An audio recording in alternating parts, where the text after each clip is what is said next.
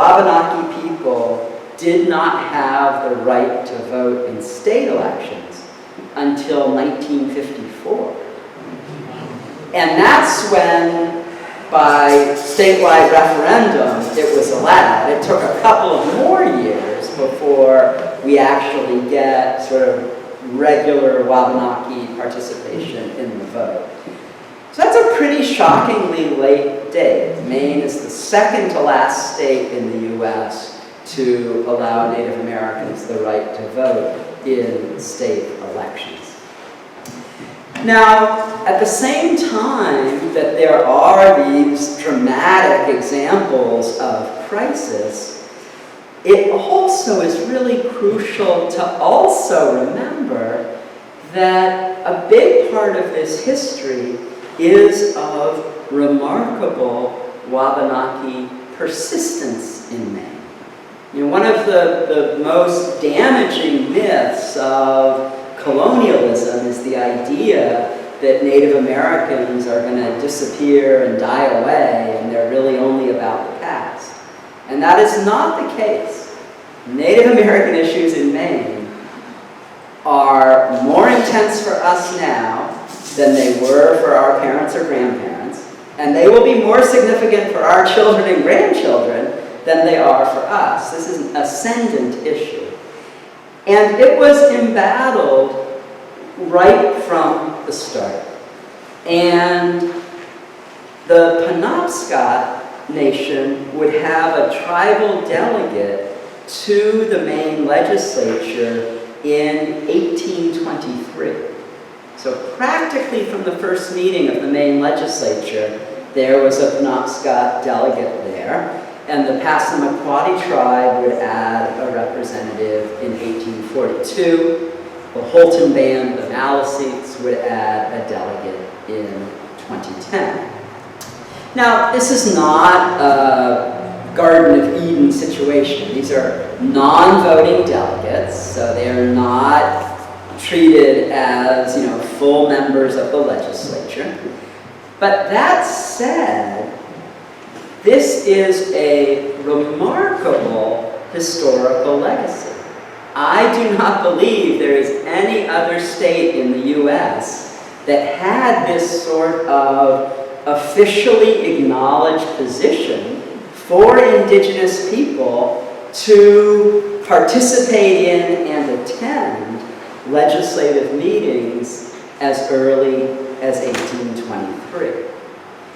And I have not actually found the document to absolutely prove this, but I think the reason that this happened is that after all that long difficulty of the Maine statehood process, all of those votes, and the Maine-Missouri crisis that was such a traumatic event on a nationwide scale, kind of the very last minute of things, there was sort of a fly in the ointment about Maine statehood. And that was the question of the state of Massachusetts had entered into a number of treaties with the Penobscot in particular, and part of that was a commitment of an annual payment that the state of Massachusetts would make to the Penobscot Nation. So Maine legislators began to say, well, Massachusetts can continue making those payments, but why would we be responsible for something that Massachusetts entered into? Now, at this point, Federalists who control the legislature in Massachusetts are dying to get rid of all these Jeffersonian Republicans in Maine.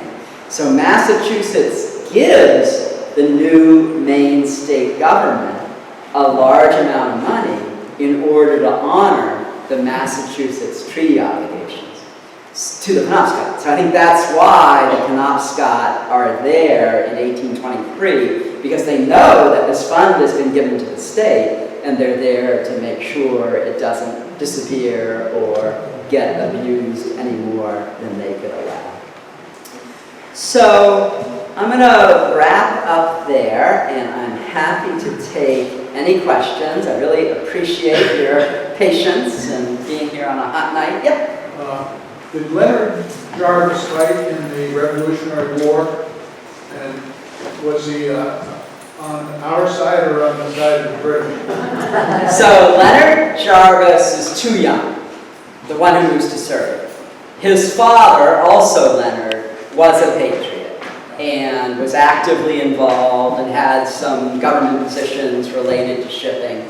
There are also Jarvises in Connecticut who were a big Loyalist family, and they're a sort of founding Loyalist family in Quebec. And for a long time I was trying to figure out if the families were connected, and I'm not sure if they are or not. Sure, yeah. How many, in 1820, how many Wabanaki were the four tribes? How many people were involved?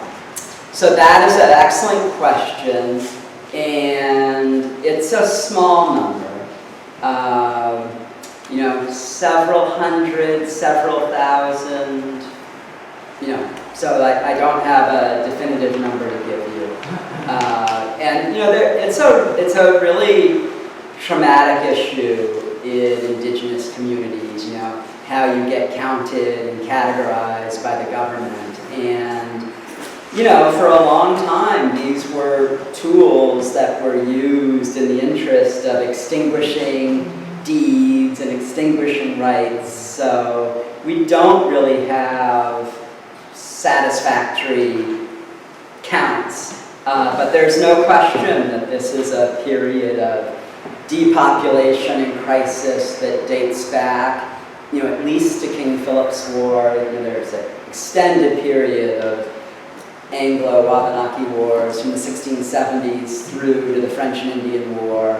So it's a gradual recovery from that time. And, you know, so statehood represents that period of bottoming out. Sure. Yeah.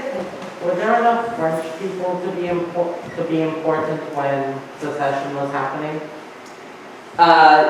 So that's a great question. And the French presence, in a longer version of this talk, I've got a fourth past-present connection, and I talk about the crisis over, the uncertainty over the international border and the place of French speakers in Maine, which is significant, but it is at a sort of low moment at this point. So you have historic Acadian settlers in parts of Maine, including Newbury Neck in the 17th century. That population is not really sustained, and a lot of it has moved up the St. John River.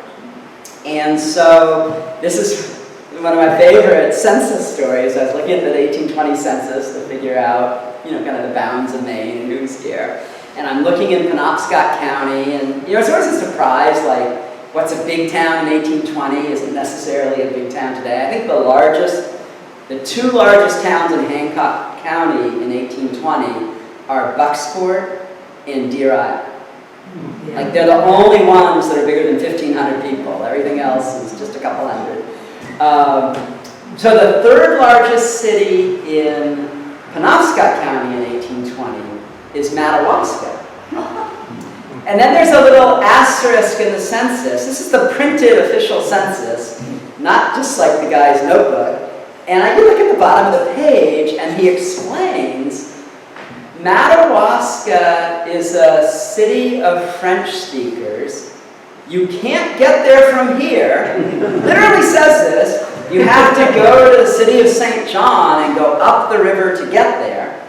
But when the survey is run, I believe Madawaska will be in Penobscot County and not in Hancock County, and therefore I'm adding it to the census here. So this is this sort of, you know, all on that upper St. John River. This is a historic French-speaking, largely Acadian, but also some Quebec settlers who are active there in the 1780s, if not earlier.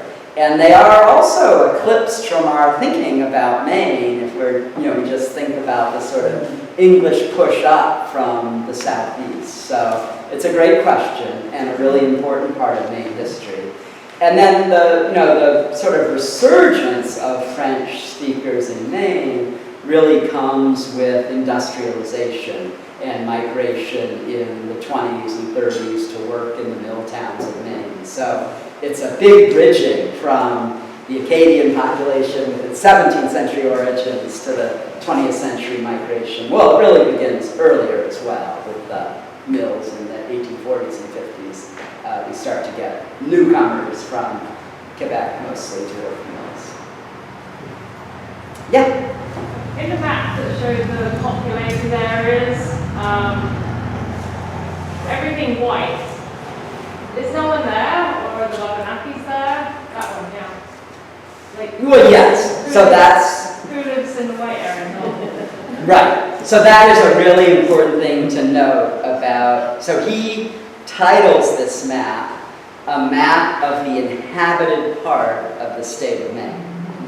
So I think from our perspective today, we can read into that title, just an absolute rejection of indigenous people or of French speakers who are also present but don't count from the perspective of the person who made this map. And I think that he reflects the sort of dominant English-speaking opinion of his day. I don't think anyone else batted an eye at titling the map that way. That made sense to their logic, but it certainly is a shortcoming from our point of view. Well, thank you all for your stamina on a warm Monday night.